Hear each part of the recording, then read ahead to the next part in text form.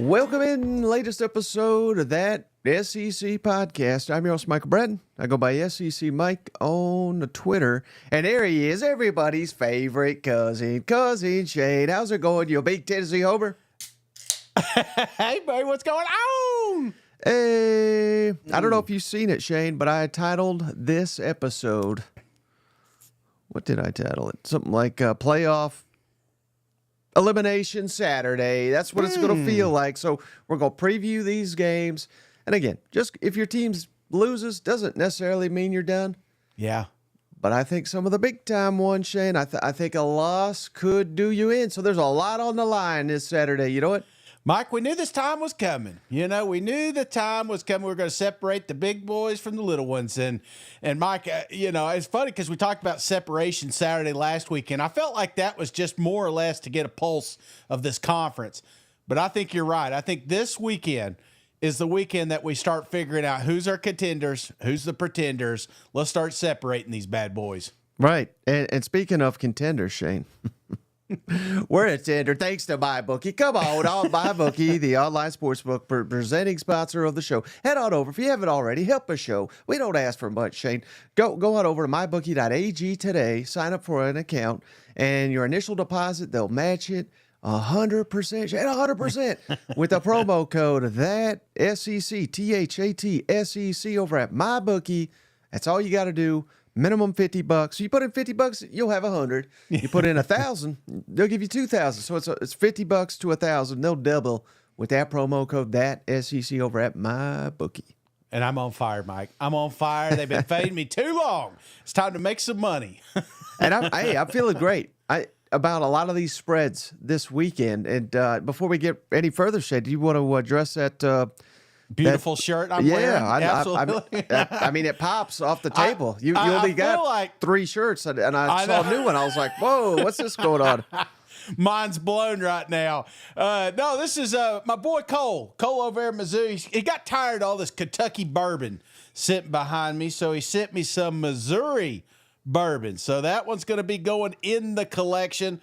Now, this little dude may not make it till the weekend, but I also got me a bag of Luther's chips, and this is Honey Barbecue Ranch. Oh my gosh, yeah, there's no way this makes it to Saturday, but we'll pretend. I may just show you an empty bag Saturday, but and of course you sent me the shirt. You need to eat that on Saturday during the game for good luck.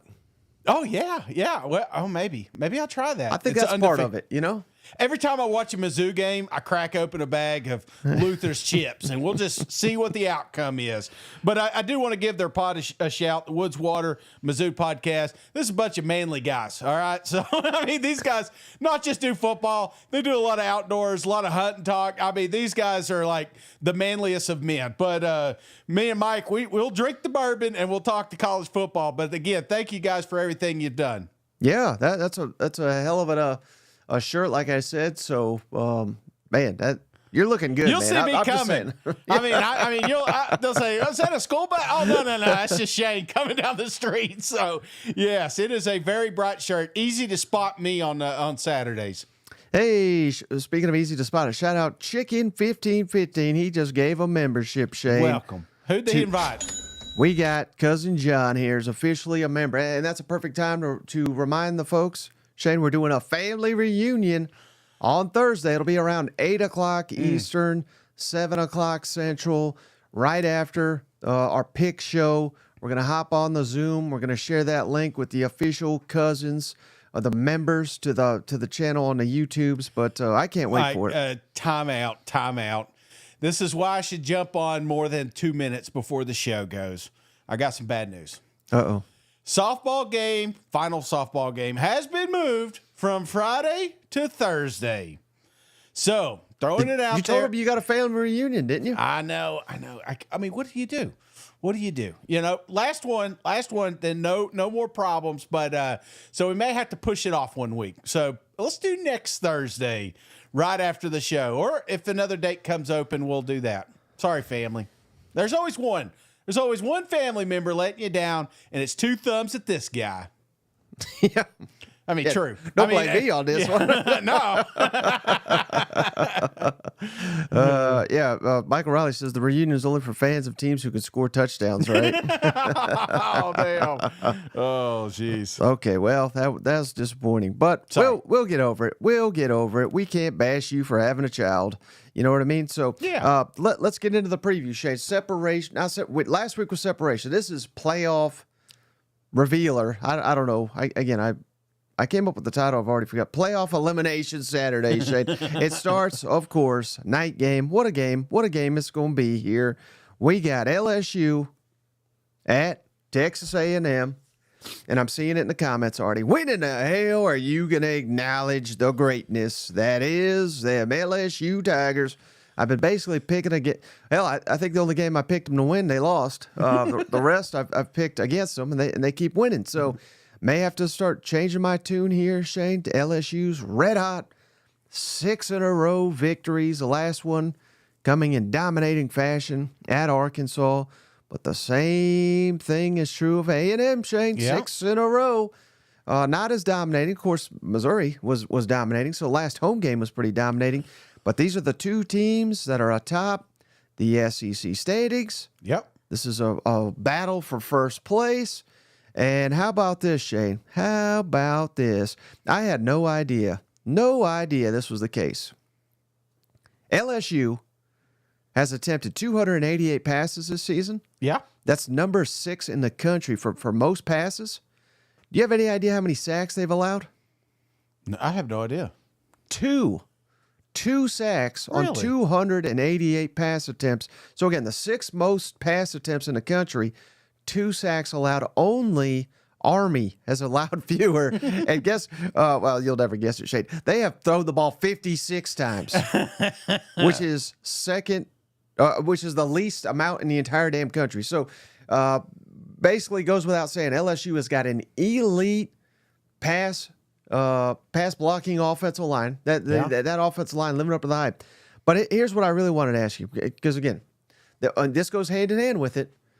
But for a guy that was literally never, well, maybe I shouldn't say never, because remember at media days, there was a lot of people hyping up Garrett Nussmeier. Yeah. And I highlighted it, and then I guess I just threw it in the trash. But I said, the one thing I've learned from SEC media days is this over-the-moon confidence the coaches, the players, and a lot of the people that know that program really well have in Garrett Nussmeier.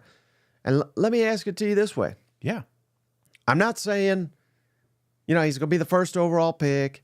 I'm not saying he's going to win the Heisman, but hell, if he keeps going, why not? But is there a better quarterback in the SEC today? I'm not saying a year from now, 2 years from now. I'm not saying, all that stuff, the recruiting hype. I'm saying today, Shane, is there a better quarterback in this conference than Garrett Nussmeier? Yeah, boy, that's a tough one, man. It's a tough one because I think there's several quarterbacks that bring a different element to the game. But if you're just talking about a quarterback, I mean, this is prototypical, man. This is the guy that you want. And right now, just what he's done through, half the season, he's done nothing other than week one. I'm going to say week one kind of threw us all off for a little bit of a loop. But since then, I think he is constantly proving himself that he is top shelf, man. So, yeah, it's tough to argue. I'm not saying you didn't go one way or another. You just had stuff to argue. You got to make a decision here. Right now, if you had to insert a quarterback to win you a football game, who would you go with for one game this week? Mike, let's just I has to be him. I guess the closest one was yours, but I felt like that got a little damaged last week. Oh yeah, big time. I felt like Jackson Dart, got a little tainted when he went down to Death Valley. Those are the two guys that I kind of had in the mix. Now, there's some other quarterbacks out there that are very talented, but I think it's a three-headed monster, and Garrett Nussmeier is leading it right now. Mm-hmm. A lot of people in the comments saying Diego Pavia. And again, no slight. Hell, if I was going to give a Heisman today, I'd give it to Pavia. But that's not the question. The question is, who's the best right now? He's throwing guys open. Pavia has mastered that system they're running. Yeah. Now, we'll talk Vanderbilt, Texas in a moment here. But if Vanderbilt beats Texas, maybe that'll change my answer here. But as of today, I'm going with Garrett Nussmeier. Shout out cousin Phil. LSU loses 2 more games. Book it. Let's because he gave us $20. Let's just play this out, Shane. LSU. I got thrown up their schedule. Here's the remaining schedule. Shout you out, cousin Phil. He's trying to name. He wants a show named after him for $10,000. I told him I'd do it. He said 2 more losses for LSU. Here's the schedule. If you're just listening, at A&M, obviously this weekend. Yeah. Alabama at home. But both teams will have 2 weeks to prepare for that game. But it's going to be a night game more than likely. At Florida, which is heating up. Yeah. Vanderbilt, which I'm throwing them into this playoff discussion, Shane. If they keep winning, they're going to be there. And then Oklahoma. Vanderbilt and Oklahoma are both at Tiger Stadium. Not saying that you predict it, but is cousin Phil with this saying LSU loses 2 more games, book it? Could you see that? I mean, is that totally unrealistic? No, it is not. And the 2 that I'm looking at, maybe ones that you're not. I feel like A&M is it could be that team. And then the Florida Gators right now, I feel like is a team right now, the way they're improving constantly each week. And if DJ keeps taking those steps forward, I feel like that's another football team that could be very daunting November 16th away at the Swamp. Mm-hmm. That game's always close, but I feel like there'll be a little bit extra spice in that one. Hey, shout out. This is going back to our quarterback comments. Cousin Matt, shout out. Early leader for comment of the night, Shane. Just wait till November here, but no, I'm not throwing him into that conversation just yet. Not yet. Hey, how about cousin JR? What a guy, cousin JR. He just donated a membership to Rusty Powell. Come Rusty, on now. welcome to the family. Now. Hope to see you at the reunion whenever Shane don't have a baseball game. But all right, so again, we have certainly seen LSU's defense seemingly turn the corner, Shane. Yeah. They're all in. Credit this defensive staff, Blake Baker, defensive line coach, and company that have come over that, man, all of a sudden they are getting their money's worth down in Death Valley. Mm-hmm.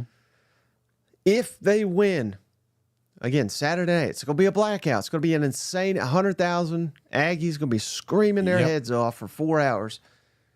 Do they win it because of us, or do they win it because of this defense? If they win it, which again, we're not predicting here today, right now, but I'm just saying, if they come out of it and they win, what is the biggest reason why LSU wins this football game?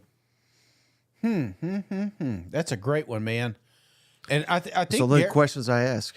Geez, I'm telling you what, you got them teed up here, Mike.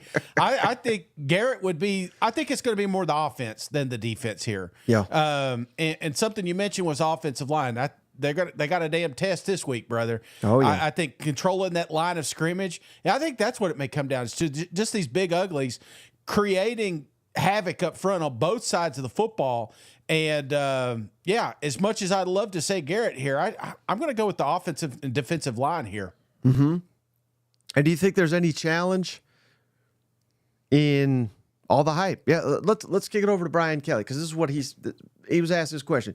You know, idiots like me been picking against you every week after seeing you lose to Southern Cal. The stats don't love you. They're starting to trend in your direction, but yeah. How does LSU handle this now where they go from, I'm seeing a lot of people saying they're going to be picking LSU to win this football game. How does the team handle those expectations?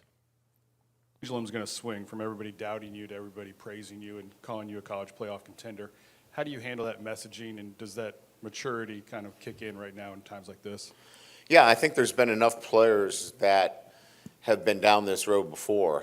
And you know, we had to go to Alabama and win a football game, and we didn't come up. We came up short last year. So they understand that this is a week-to-week thing, right? You know, you win a game, and everybody thinks you're great. You lose a game, and everybody thinks you're a bum. So our guys stay in the present. They understand how important it is to stay grounded and focused on really what can they control. And I think they've gotten to that point where whatever the narratives are and whatever people are saying, we've already kind of covered it with them in that what's really important is what you can control. And what people write about you, what they say about you, you can't control it. Control the controllables. And for us, as I mentioned to Koki, it's about our preparation. If we do a really good job with our preparation, then good things usually happen. But will they this weekend? It's a different story, Shane. When you get it there in Kyle Field, one of the most difficult places to play in all of college football. Do you think that, he makes a good point, Mike. I mean, the expectations are starting to be there. They're expected to go over there. A lot of especially the fans are expecting them to go over there and win this game. And I don't think the expectations were there after, 3 weeks. This is something that's here lately just kind of took off. So, I'm not saying that. I love the comments, man, talking about peaking last year and stuff. But there's that little devil on your shoulder says, well, what if they did, because what if that was as good as it gets? What if they lose A&M Tech, and who else they got? They got Texas A&M, they got Florida, and they got Alabama. Those are like the 3 toughest games that you'd want to play. I get it that, Bama had an off game, but still there's a good football team and going to give you, that is a rivalry that going to give you a run for your money. So I don't know, man. I feel like we can't get too down and you can't get too up, and I feel like LSU's kind of at that good spot, but I feel like one more victory, then the expectations are really going to be on LSU to make a run for the playoffs. Mm-hmm. Now, how about the other side, though, Shane? Red hot A&M. Yep. Buddy. If you win this one, well, all of a sudden, South Carolina, they just announced it's going to be a night game, so you don't want to look too far ahead, but that's going to be hostile. Mm-hmm. At Auburn. That could save their season. They'll be, again, I'm trying to make the case for why you can lose these games, but let me ask it to you this way. If the winner of this game, are they a playoff lock? Let me put it to you that way, because if A&M wins this game, if LSU wins this game, it's kind of lock, maybe too strong a word, but I think it would take an upset for the winner of this game not to make the playoff. You want to say that, Mike, you really do, but you see teams sitting out there like South Carolina. You see teams sitting out there like Florida. These, yes, they should be wins, quote unquote wins, if you're just basing it on, projected APs or something like that. But you can never do that. You can't do that this year. It's not like for some reason, and I love it, every single Saturday is a Saturday you can't take off because you're going to find yourself outside looking in. They lost their cushion when they lost to Notre Dame. LSU lost their cushion when they lost to USC. They can afford one more loss. And I feel like that's the argument, and that's kind of the mentality that some of these guys are having. It's like, hey, we could still lose one more and get in. LSU could lose and still be tied for first in the SEC. Texas A&M, same thing, because they've not had a loss in this conference, as long as they win out. So there's a lot of things that can happen, but you can't lose this game, because then you're at that point where you can't make any more mistakes. And a game like I look at A&M, is even though they won, if they played like they played last week against Alabama, I'm getting my teams mixed up here. Mississippi State? Well, they'll be fine with them, but but I'm just saying, just playing like that, if they were to play like that against South Carolina, if they were to play like that against Texas, potentially even Auburn, they're going to lose that football game. It's just the fact that they were able to hang in there with Mississippi State based on talent alone. So, do you have confidence in Connor Wigman to win this game if he has to? Similar thing I asked you about Nussbauer. We're praising him and doing all this, but if this is a shootout, I'm not saying Wigman can't do it, but we've essentially seen him in 3 games. Yeah. One's been amazing. One was awful. And then last week was kind of, I'd say splitting the difference. Again, he's only played 3 games, so it's a small sample size. But what do you think it's going to take to win this game? Because I would imagine they're going to force Wigman to beat him. Yeah, I feel like I always like the optimistic side. I've seen it. I've seen successful Wigman. Even last week, there was several drives. Even that first drive, he looked dynamite. So if we could keep mimicking that, don't put him in bad situations, maybe even get some turnovers, get them on the other side of the field. I feel like, it's going to take everybody around him to make it a little bit easier, but we've seen him rattled, so there's a part of me that says, well, what happens if that, because LSU is going to be aggressive.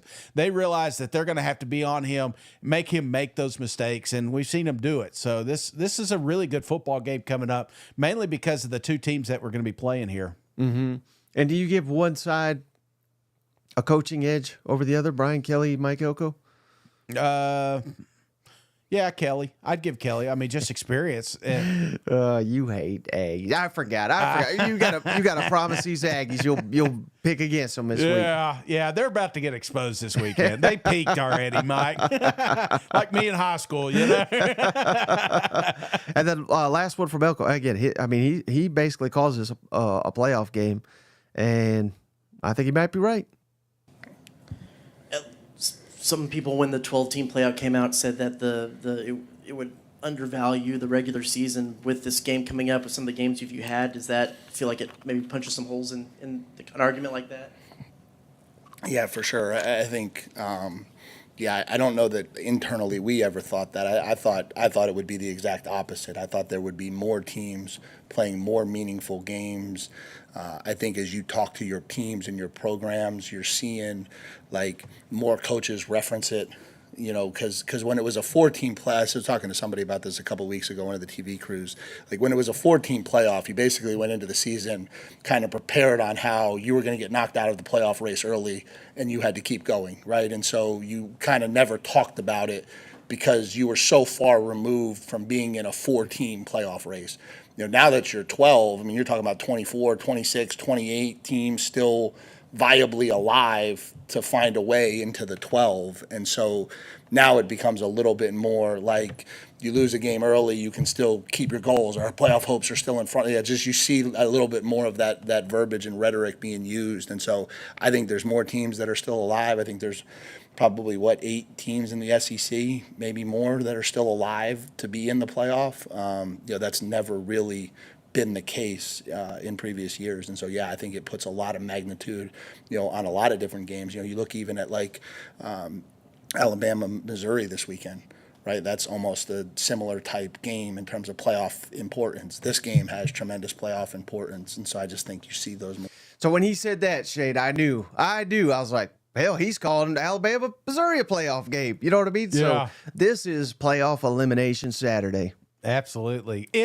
Let me ask you this. Out of all the games, though, is it for these two teams? Because I feel like that's the argument, is they don't have the 2 losses. And, one will have at the end of this one, but they can still both potentially get in. So is there a chance that you see one of these teams being eliminated if they lose this game? Not eliminated, but yeah. If they lose this, I don't think they're winning out. Right. Okay. So I'm saying, again, projecting ahead, but if you ain't winning this one, I don't think you're gonna make it. If that makes sense. Yeah, I got you. I can get that. Yeah. I'll let you off the hook on that one. I'll let you slide. But since he brought it up, Shane, the other playoff elimination game, Mizzou at Alabama. I can't believe this shit. Alabama still a 2-touchdown favorite. Again, not stunning that they're a favorite, but 2 touchdowns. That seems like a lot. Yep. I'd be playing up that disrespect card if I was Eli and company. This is the 2:30 Central on ABC kickoff here. So back-to-back ABC games we got here. Right. The footballs are split though, Shade. This could be one hell of a matchup, and I just don't know where to go with this one. But what's your early read on Mizzou at Alabama? Which this truly, I think, the question you just asked me. Yeah. Oh yeah, the loser of this is eliminated from playoff. I think because Alabama would have 3 losses. Yeah. I don't know. Well, they still got the Georgia win, but I don't know what your resume is if you got 3 losses, if it's good Right. enough to get you in there. Meanwhile, Mizzou would be losing 2, and your best win may be South Carolina. I just don't see it, Shane. I think the loser of this one, 99% eliminated from the playoff. 99%. I still feel like 2 losses you get in. And even if Mizzou loses to Bama and closes out, South Carolina would be a big win. Arkansas could be a potentially big win. It's not going to look pretty, but They wouldn't it's have still, one ranked win. Mike, it's 10-2. I know, 10-2 in the SEC. I cannot see a scenario that doesn't happen. But it'll look a lot better if you get an Alabama win on your resume. Trust me, I'm there. The Vols are there. So I feel like, Mike, this is a big game, and it is going to potentially be like all the other college football games we watched growing up, where if you lose, there is a really good shot that you're not getting in. And I feel like that pressure puts a little bit more on the line. It definitely does for the fan base, because regardless of where this is going to be located, the fans are going to show up. They're going to be loud, and they're expecting. Both of these teams are expecting to go to the playoffs. So yes, a lot going to be, and there's going to be a lot of pointing. I'm telling you right now, it's already kind of started. You've seen it in a couple of their losses here this season. If something goes sideways, there's going to be a lot of finger pointing too. How bad is this going to be for DeBoer if he drops this one? And do they make the switch? Let's say Jalen Milroe struggles and they lose this one. I mean, would this be the? I mean, I hate to go so crazy because heck, I think a month ago he was a Heisman favorite. Yeah, I don't necessarily think Jalen Milroe is bad, but you got to win these damn games. buddy, Paul Feinbaum's show would explode. He hasn't got this many hits since he got in that big old fight with him down there at Media Days, Nick Saban. So, no, this is big for the Alabama. I mean, you're talking about a team that's not used to losing, and you're starting to see some of the effects of what this new regime's going to look like. And do you see a light at the end of the tunnel? I feel like if they keep putting together recruiting classes, and I still have faith in DeBoer to do something special down there in Tuscaloosa, but it does kind of seem a little bit further away from you if you lose 3 games and it's not even November. Shane, this is how awful this Missouri resume would be. We're seeing it in the comments. Yeah. They're saying, hell, Boston College, that's a ranked victory. Which, in fairness, it was at the time.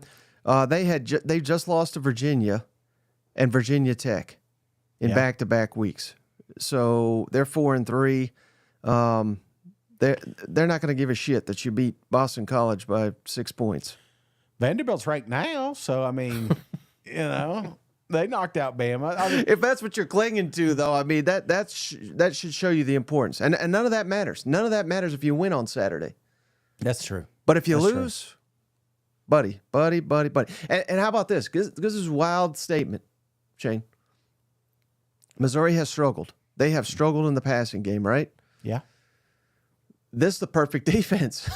Alabama, mighty Alabama. We used to be locked down. We used to, every one of our corners and safeties would go to the NFL.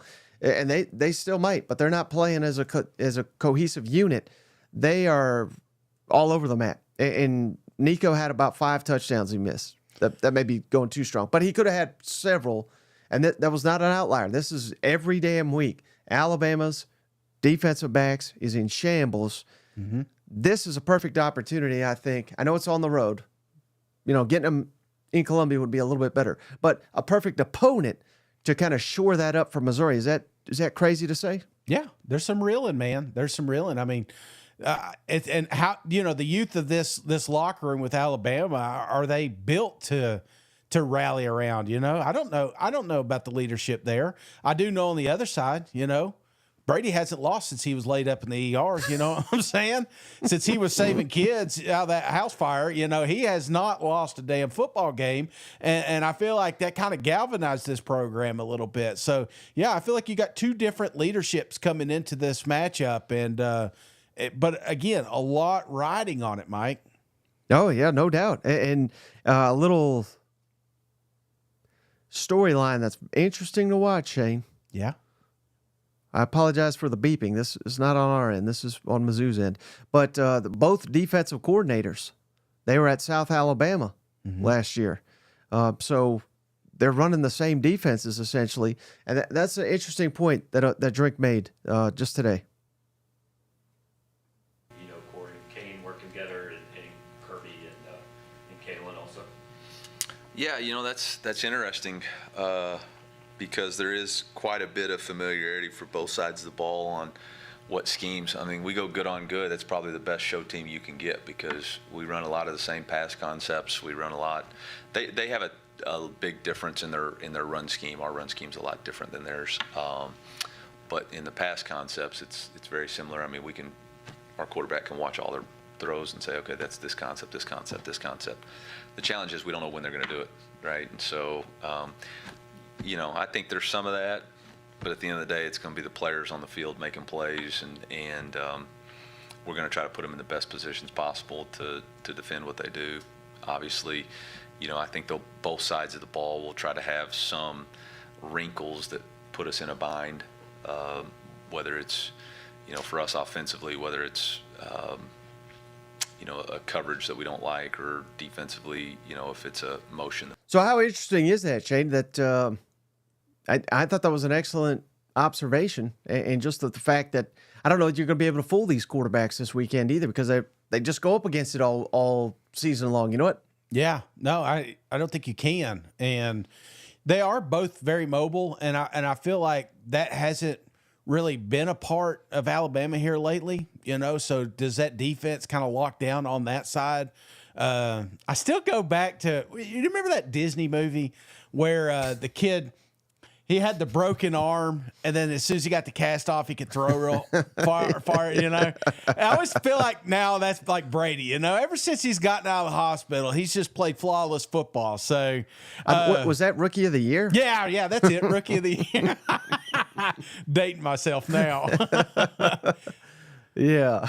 Oh, man, I don't know how to transition from that, but yeah, I mean, here's the thing though, Shane. I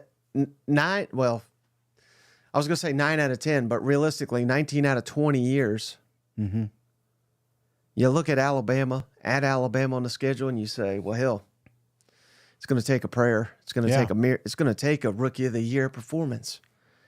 I don't think that's the case anymore. I mean, hell, I'll throw up their schedule again. I mean, they barely squeaked by South Carolina. Yeah. At home. Georgia probably should have beat them. Again, they had one hell of a quarter.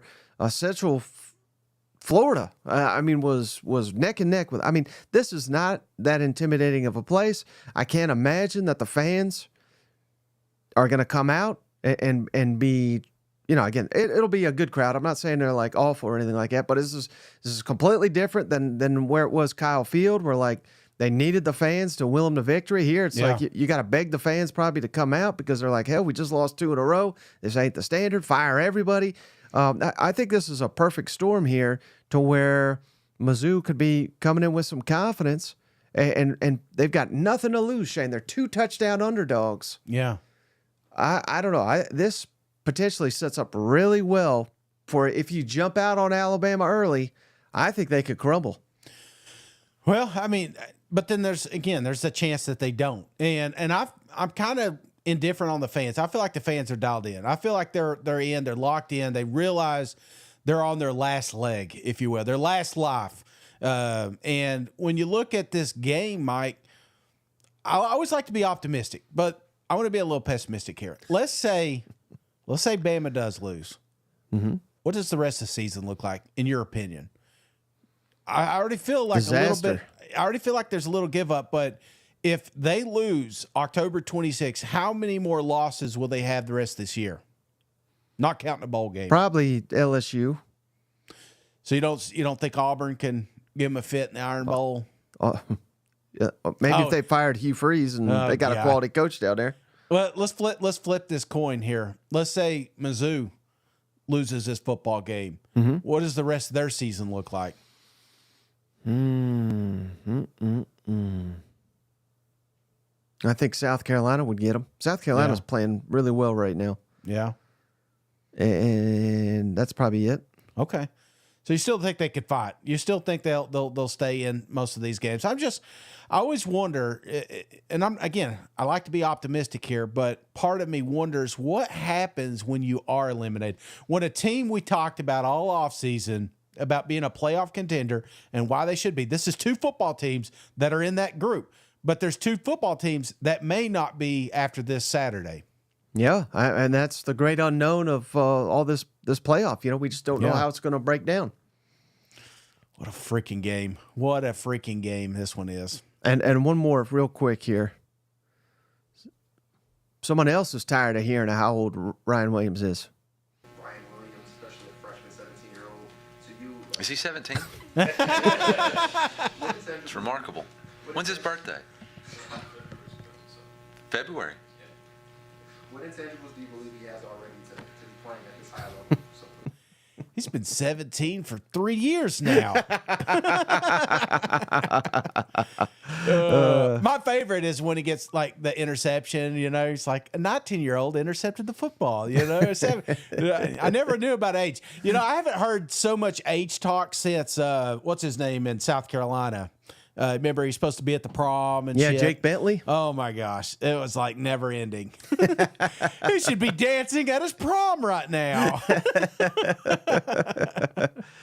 Well, Shane, when you're only 17, you don't have to worry necessarily about shaving your head or shaving your beard. But we do, Shane, and you know how we keep that up to shape? I know how you do it. Absolutely, tell him. Manscaped, brother. Come on, Manscaped. Back for another week here with the show. Head on over to manscaped.com, Shane. Put in that promo code, that SEC, THAT SEC. Same promo code as on MyBookie. They'll give you 20% off and free shipping. And man, do they got a hell of a deal over here, Shane. They got this new tool. I know it's how you keep your head so shiny and tight there. It's called the Chairman Pro, Shane. That's what I use on my beard. The Chairman Pro electric foil shaver, game-changing tool, Shane, that brings luxury and a professional shave right to your home. Come on, you can't beat it. Head on over to manscaped.com, promo code that SEC, 20% off, free shipping, Manscaped. How about it, Shane? I love it. I love it. People think that I have to shave. I don't. I could grow it out like that kid in Texas, but I don't want to because I like to keep trimmed with the Manscaped. So once you get this lifestyle, it's awesome. You don't have to worry about it. You don't have to put gels in your hair. You just get out there. So absolutely. Try it out. Fantastic product, Mike.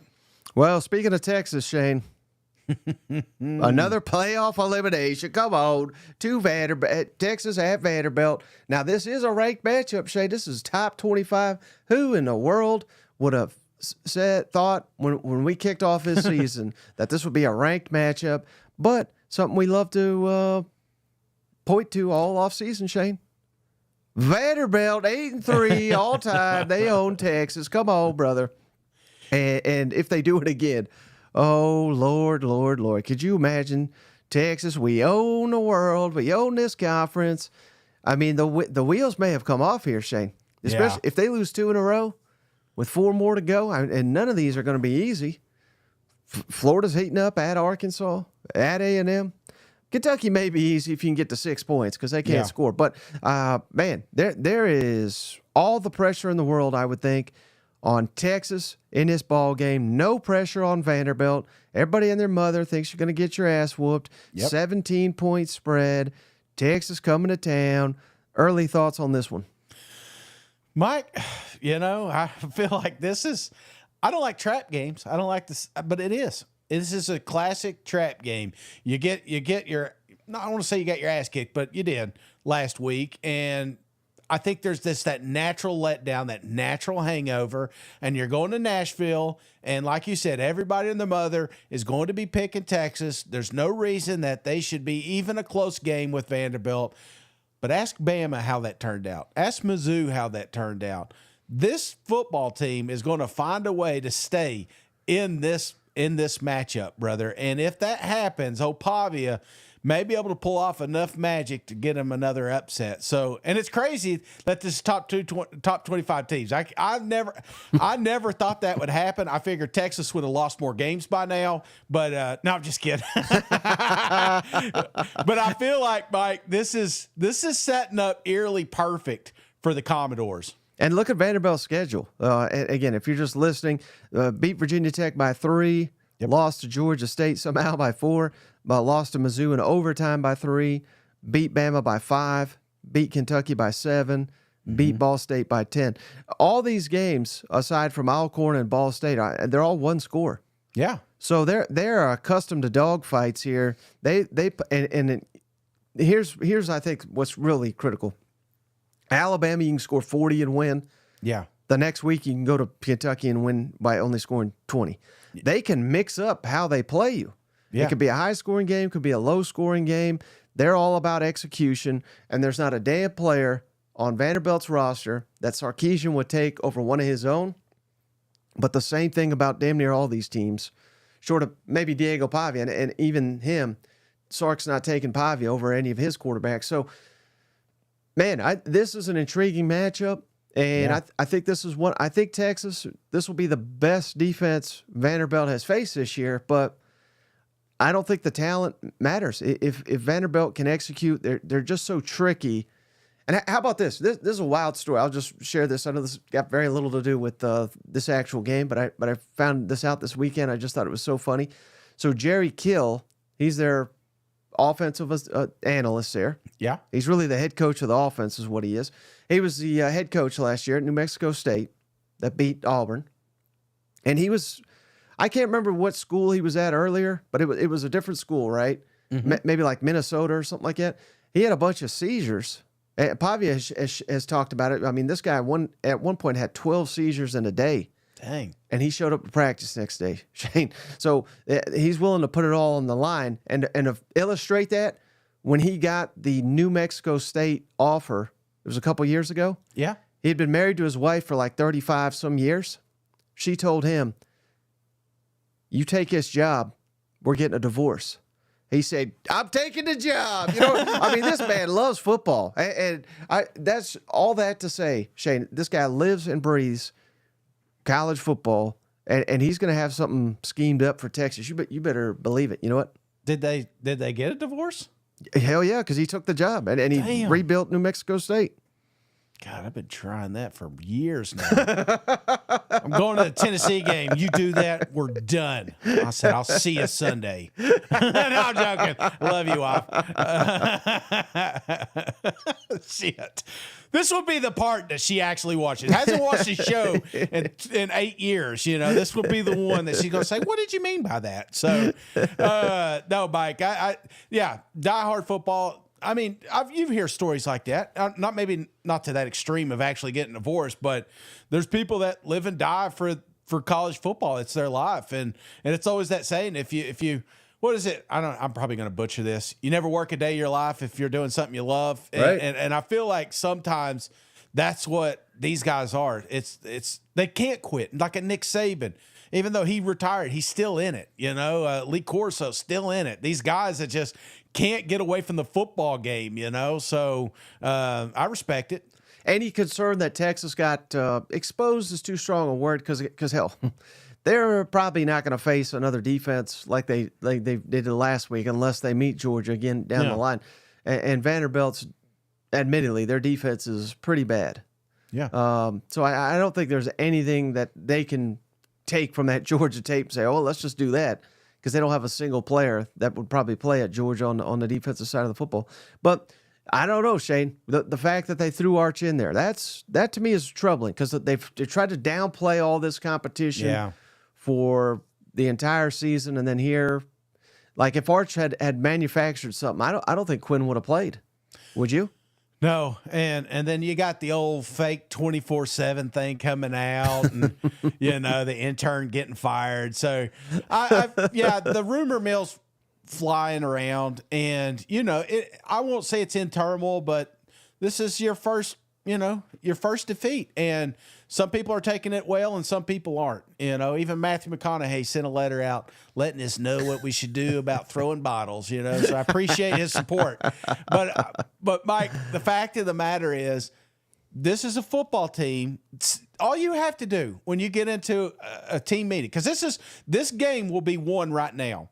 If Texas is not taking this game serious, if the players are not taking this game serious, they will get caught with their pants down Saturday. But if they're taking it seriously, which won't be hard to convince them, because all you have to do is turn on the Mizzou game, turn on the Bama game. These are two teams that probably expected to steamroll Vanderbilt and found themselves in a damn dogfight. So I feel like this is a team that could bounce back. I have no doubt that Sark's going to get these guys rolling. I don't like the rumors. I don't like the quarterback controversy. You stuck with yours this entire time. Stick with him, or put Dan Manning in. Don't hee-haw this thing around and make it something that it's not. UT Rage says, I'm bringing my bottles to Nashville. And then Cousin Jonathan says, does Shane sing again if Vandy wins? Oh, I think my singing days are done. Okay. Well, speaking of singing, Shane, they are singing. Unless I'm drinking. Then get a little karaoke, I can do that. They're singing a different tune here in Norman, Shane. Oh, man. Oh, buddy. New offensive coordinator. Maybe that'll fix our woes here. But they've already announced Jackson Arnold. He's going to be our starting quarterback. Lane Kiffin and company, they're coming off a bye. But, hey, speaking of people down in Oxford, Shane, the vibe is that LSU game is still lingering. Oh. Big time here in Ole Miss. So I don't know if that'll affect the team this week. That was last week. They were in a bye. Right. But even coming out here Monday, the vibe was still a lot about LSU. So again, I don't know. Does that change anything for you when you hear that they're still struggling? They know their backs are against the wall. Hell, they may even be eliminated already. I don't think they are. But certainly, if they lose another one, they're more than done. So, I don't know. What's your thoughts on this matchup, Oklahoma at Ole Miss, with Jackson Arnold back as a starting quarterback and a new offensive coordinator for the Sooners? I don't know if it'd be lingering. The fact that you got an extra week to think about it and move on, I feel like that helps. This is a team that kind of needed a break and have an opportunity to finish the back half of the schedule strong, because I do think that Ole Miss is a college football playoff team. They've got the talent, top to bottom, but it is going to be a rocky road because it is not an easy schedule, and it's going to take some buy-in from them players. And one thing I do feel is Ole Miss does have leadership. Jackson Dart, hell, he recruited half these people to stay and half the kids to come there. They, no doubt in my mind that they have that internal, rhythm, if you will. And this is a football team that knows what's ahead of them. And you can't take any Saturday off, like I've been saying this whole damn time, and especially against a team like Oklahoma, which, again, forget the offensive woes, still has an awesome defense. And if you look at that South Carolina game last week, I think it was a tale of two halves. If you remove the halves, I felt like when Arnold was in there that we did have a little something on the offensive side. We're going to need a lot moving forward, especially against a team like Ole Miss, but I don't feel like this Oklahoma team's a team you could count out because they're fighting for a bowl, man. They got to get a bowl game. Right, now, guy, I think he's fighting for his job, potentially. Yeah. Brett Venables. Here's Good his point. Comments on why they're going back to Arnold here. Could we see Michael at all in Yeah, you never know if you can see somebody. I can't predict. You go out there, and again, it's 21-0 because you throw, turn the ball over 3 straight possessions again. You'll look at everything. So, what went into it, Jackson stepped in and played pretty well. Took care of the football, put one on the ground, recovered it, made a lot of really good decisions in the game, took command right from the get-go, had, again, several drops that would have made the day even better for him, individually. So that's what went into it. Mm-hmm. And let me ask you this, Shane. How much could the narrative change? This is what we all do. I say, and we're all guilty. I know I'm guilty. But you lose a game, you get embarrassed. Oh, God, this team's they're pathetic. They should fire everybody. Yeah. Nobody can play. And then all of a sudden you win a game like this, Hell, Ole Miss, they lost to Kentucky. Yeah. At home.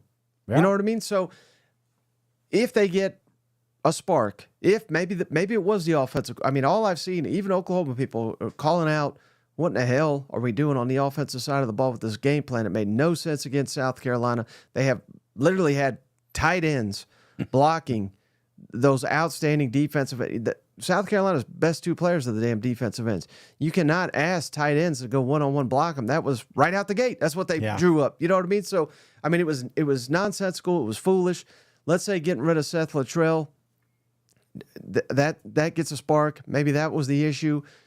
Jackson Arnold, it plays the best game he's played.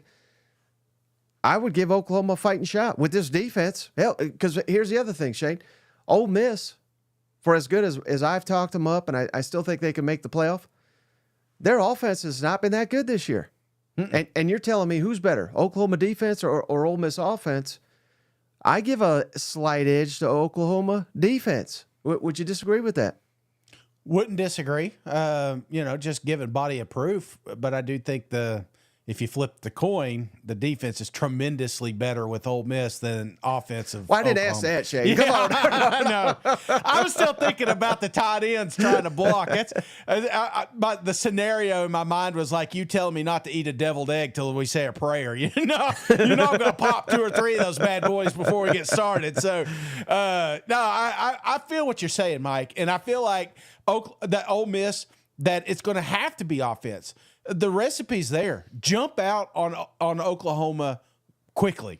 Get a nice little spread, and then all of a sudden you can keep away from this tremendous defense. But that's something Ole Miss has kind of failed to do against some of these inferior opponents, is just jump on them early. Kind of let them hang out, linger in the game. I mean, hell, the 2 losses they got right now, Ole Miss fans are still scratching their heads saying, I still can't believe we let them get away. They still feel like they should be undefeated. Right, and I'm just seeing the recipe here, Shane, because again, I still, unless you fans don't piss them off here once again, like I do seemingly every episode, but I still think Ole Miss should have won that game. Yeah, I think Ole Miss is a better team.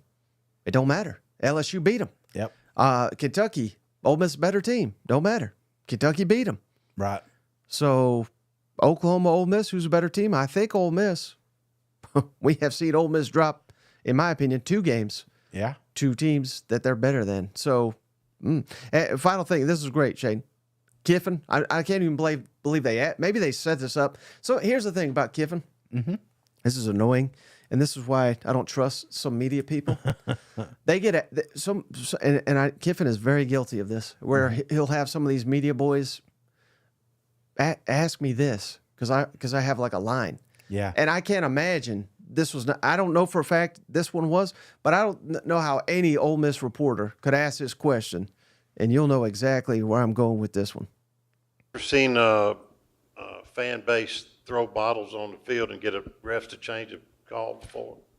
I've seen them try, and I've never seen it work. I would have really struggled with that happening. But I think the coach was very vocal about that, and that would have been really, really tough to deal with. We were there, Shane, and we remember it well, and I'm sure every Ole Miss fan remembers it. Wasn't that long ago? No, should have been reversed. We just had better arms, Mike.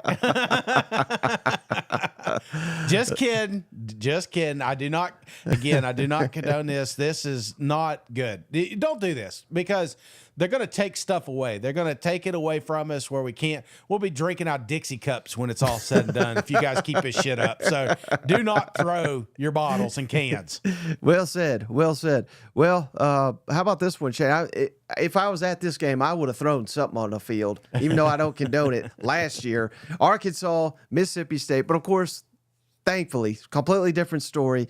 Last year was the most ugliest football game I ever seen in my life, 7-3. This time, Arkansas favored by 7 at Starkville. But, man, this is another one, Shane, where I think Arkansas really, really, really needs to get this one. Mm-hmm. Because if they don't, I think a big slide's coming, and it could be the beginning of the end for Sam Pittman. We had a super. I've been waiting till we get to this point. Appreciate you, Razor Bass 904. Cool name. What a name. Here's his question, Shane. Behind the curtain, serious chat. I've heard that Sam Pittman is out at Arkansas, even if they went out. If so, Bobby P is a front bad for head coach. But come on, Bobby, after 2 years to recruit is a problem. What say you? Well, we already know what you say, Shane. You say give that man the damn job, right? Yeah, let's roll with it. Let's roll with it. Keep Sam on staff, Be the offensive line. Yeah, you ain't got to fire him. Just keep him around. I mean, you're paying him anyway. So, true story here, Mike. I feel like out of all the games, this is the biggest upset alert right here. Yeah. I feel like State is wanting so bad to get an SEC win, and Arkansas coming off that I say what you want. It was an ugly defeat. They may be caught looking ahead to Ole Miss and Texas and Mizzou. They got a lot of really good games. But this State one right here, I've got my eyes on because Mississippi State's playing good football right now, Mike. Really good football. And the way they've been playing, yes, they've been losing, but man, if they keep playing this way, I think they can get on a real run here. Yeah. Especially if Missouri, remember what you just said a little while ago about Missouri. How do they respond? Big if, but how do they respond if they lose this weekend? Maybe they've canceled it in, or you know what I mean? Well, yeah. Same thing with Ole Miss. Ole Miss they got a big game this week. They got obviously Georgia coming to town. I mean, Ole Miss could have packed it in. Yep. You know what I mean? So there are some winnable games here for Mississippi State, but it's got to start here, Shane. At some point, looking good in losses is not going to cut it. Right. These are the type of games at home your fan base expects you to win, but very, very promising in recent weeks. And Arkansas still banged up, Shane. Yeah. Taylor Green, JaQuinton Jackson. It seems like every week they just can't stay healthy, even coming off 2 weeks to prepare for LSU. But that's life in the SEC. But I would give the edge to Mississippi State also as the team that's a little bit healthier. A little bit healthier, and just momentum. I feel like State, even though they've had all those losses, you wouldn't think they'd have any. But look at the teams that they played. These are top 25 programs, and they've kept them. I mean, you could go all the way back to the Texas game. You could go back to the Florida game. There was moments in that one it was kind of close. It was still a good football game. So, yeah, I think the progress that Van Buren has been making, you got to be careful with. And Arkansas, I'm just afraid, man. I'm just afraid that there's going to be a little let up. And if there is, that's going to be just enough for Lebby and company to stay in this football game. So it really just depends on coaching. And that's the one in question, because if Arkansas does lose this football game, you want to talk about an ugly loss. You want to talk about just signing, Sam Pittman's death certificate. That's exactly what happens if you do it on October 26th. But let me ask you this. If Arkansas comes to play, if they don't turn the ball over, will they cruise in this one, you think? Yeah. Arkansas shows if they don't make mistakes, they win football games. So no turnovers, they win. If they have more than two, they lose. Yeah. That's kind of what it's come down to. And you're kind of hedging your bets on what you think will happen. And I mean, part of me thinks Arkansas bounces back. I still feel like there's some fight in this football squad. They still got a lot to play for. It may not be a playoff spot, but it's been a roller coaster for this fan base. And I feel like a couple of good wins under your belt, you can kind of get them back in it. Yeah, but I do agree with everything you said, Shane. This is a big-time trap game potential. Yeah. So I feel like this one's going to go down to the wire. It probably will. This may be the best game Saturday, Mike. Now, maybe a different story if it was in Fayetteville, even though last season didn't really help. But it's a different Arkansas. It's a different Mississippi State. You know what? Yeah, absolutely. All right, then last one here, Shane. Auburn at Kentucky. Neither playoff team. Eliminating right here. Man, I meant to look this up. I apologize again. I hope I'm getting this stat right, Shane, but I think Kentucky is like 2-13 in their last 15 SEC home games. It's something like that. It's like 2-10, 2-11, 2-12. So I mean, they're just abysmal. Yeah, at home. I mean, you would think You would think playing at home it would be an advantage, but Vanderbilt's beat them. Of course, Georgia and South Carolina whooped them. So I don't know. I don't even know how engaged their crowd's going to be for a game like this, but I don't know how engaged Auburn is because they just keep inventing new ways to win. And I can almost scheme it up for you, Shane. I think Auburn's going to play well in the first half. I think they're going to surprise. They'll have a lead, and then they'll blow it because that's what Auburn does. So what's your thoughts on this one? Thoughts on this one is Kentucky, I feel like has more to lose in this one. I think you talked about Coach Pittman fighting for his job. I think Coach Stoop is too, because this is pretty much a bowl eliminator for Kentucky. I think Auburn's already out. I mean, short of them pulling off some miracles, I don't think Auburn's going to make a bowl game. I think Kentucky's hanging on for dear life. They still got an opportunity. So, losing at home, that you talk about it would not surprise me if you don't hear it really firing up if that happens. Yeah, I think. Again, they both could make a bowl, but if they lose this, buddy, I think 3. I don't know where Louisville's ranked, but I think they're like top 20. So we're looking at 2 top 10 teams and a top 20 team, and Murray State. Meanwhile, Auburn, they could still lose this, but then they'd have to win out, which seems you're laughing. Lose to Kentucky, but we'll knock off A&M and Bam at the end, and Vanderbilt. Good God! I mean, Alabama's not looking that good right now. No, Auburn's on death. There is an opportunity though. I could see them losing 2 more. That'd be 1, 2, 3, 4, 5, 6 game losing streak. Kentucky. I mean, if they lose to Kentucky, there's no way they're beating Vanderbilt. And I know it sounds crazy, but I don't see it happening right now. And shout out, I was totally unaware of this, Shane. Do you have any idea ULM what their record is? I have no idea. 5-1. Oh my God. So you can't wrap that up to a given either. But speaking of our boy Hugh, how about this line, Shane? This is wild. And again, this was not he keeps coming out with these. Yeah. Remember last week it was Missouri, Kentucky, Vanderbilt. They got no talent.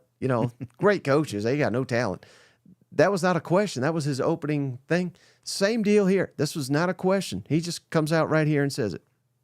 And how I handle the challenging times, and I haven't had a ton of practice at that in throughout the years, and so I'm having to learn about myself and seek great counsel, and obviously stay grounded in my faith and what I know to be true and pure and good, and hopefully keep this building continuing to work like they are and playing as hard as they do. I mean, we have a young team, and they're learning and they're growing, but I do think we still play not to lose instead of, man, let's play to win. And truthfully, we probably are coaching that way some too. I feel the pressure of those calls of not being free to do what I've done for years, and oh man, we could screw this up, or we could not execute this correctly, and so those are all feelings that are real and legitimate, and probably have an effect on us not finishing games really well. When you watch that game, so that's the end of it. But again, the point being, they're playing scared. He said they're even coaching scared. And I love the fact that he said, well, I just don't have confidence in them to execute. It's genius. He didn't say genius, but plays I'm calling. You know what? But yeah, I mean, scared money don't make money. And apparently there's a lot of scared money down there on the plains right now. Oh, buddy. But it does kind of seem fitting. I mean, say what you want. Auburn's been in a lot of these football games. They shouldn't be with 2 wins right now. This is a football team that probably should have 4 or 5 under their belt. I mean, I'm looking at Cal.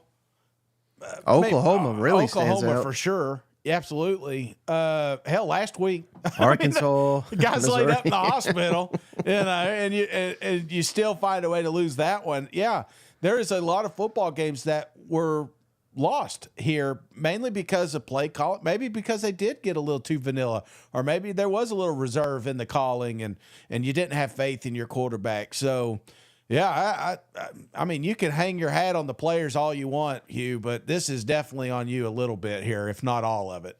Now, what about Kentucky, though? Because they are spiraling out of control here, Shane. Yeah. I was dumb enough to pick them to win last week. I mean, I truly thought it was a coin toss type game.